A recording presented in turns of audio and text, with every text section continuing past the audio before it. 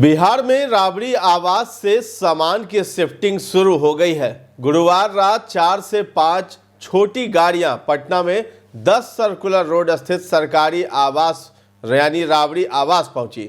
इन गाड़ियों से सामान को गोला रोड स्थित गौशाला में शिफ्ट किया गया है। इसके बाद ये दूसरी जगह भेजा जाएगा। नमस्कार, आप देख रहे हैं न्यूज हाट। मैं हूं आपके साथ रितेश शर्मा।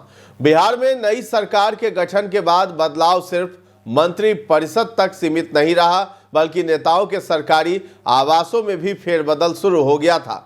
इसी क्रम में भवन निर्माण विभाग ने पूर्व मुख्यमंत्री राबड़ी देवी को 10 सर्कुलर रोड स्थित बंगला खाली करने का निर्देश दिया था।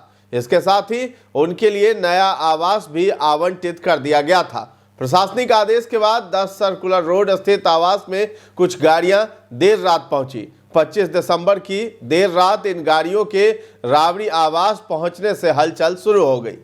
कहा जाने लगा कि राबड़ी आवास से सामान हटाने की प्रक्रिया शुरू हो गई है। देर रात छोटे वाहनों के जरिए पौधों, गमलों और अन्य गार्डन की चीजों को दूसरी जगह ले जाया गया है। एक न्यूज पोर्टल के अनुसार इस दौरान आवास से सामान निकाले जाने की तस्वीरें भी सामने आई हैं।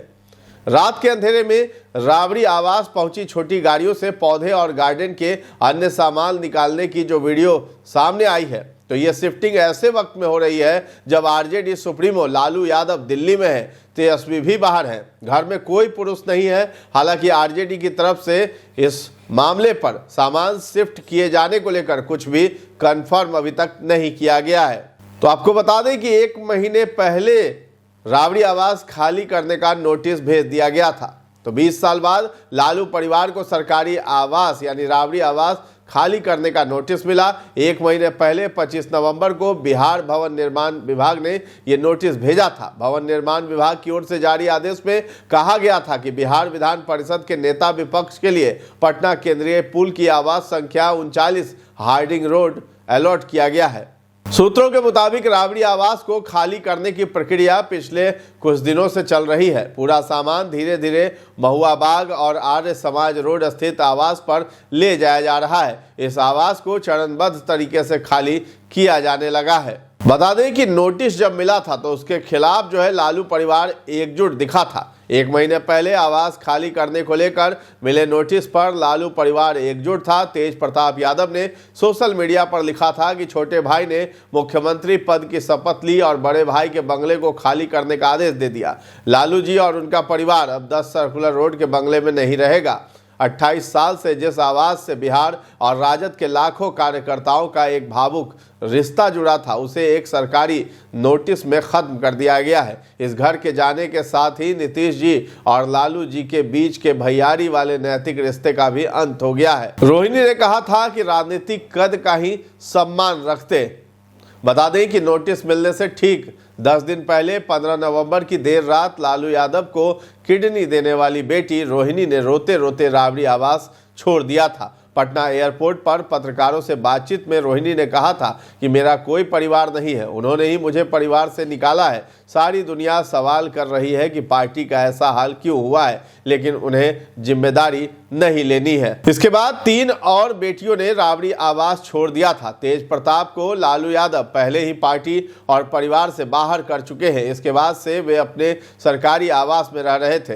राबड़ी आवास में फिलहाल लालू यादव, राबड़ी देवी, तेजस्वी यादव और उनकी फैमिली रहती है। अब इस पूरे मामले पर जदयू के मुख्य प्रवक्ता है नीरज कुमार। उन्होंने कहा है कि सरकारी बंगला खाली करना कोई राजनीति नहीं, कानून है। राबड़ी देवी जी, आपके नाम 39 नंबर सेंट्रल पूल मकान आवंटित है, फिर भी 10 नंबर खाली न करना सरकारी संसाधनों का खुला दुरुपयोग है। राबड़ी जी, आपको संपत्तियों की कमी नहीं है। कौटिल्य नगर या महुआ बाग में रहिए, लेकिन सरकारी बंगले पर कब्जा छोड़िए। स्थानांतरित होकर 39 नंबर हार्डिंग रोड दिया गया, लेकिन न जाने कौन सी माया है, वो मकान खाली करने की प्रक्रिया का भी राजनीतिकरण किया जा रहा है।